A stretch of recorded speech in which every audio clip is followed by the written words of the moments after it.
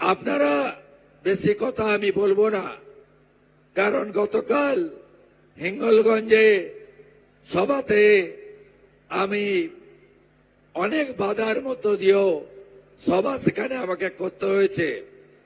তাই আমি শ্রমিকদাকে বলার জন্য বলবো, তার আগে আমি আপনাদের কাছে একটা কথাই বলবো যে নরেন্দ্র মোদীজি বাংলার হিত গৌরব, কলকাতাতে মেট্রোর উদ্বোধনে বাংলার হিত গৌরব, বাংলার শিল্পায়ন, বাংলার শিক্ষা সংস্কৃতি তার পুনরুদ্ধার করার জন্য, পরিবর্তনের সংকল্প নেওয়ার জন্য আপনাদের কাছে আবেদন করেছেন।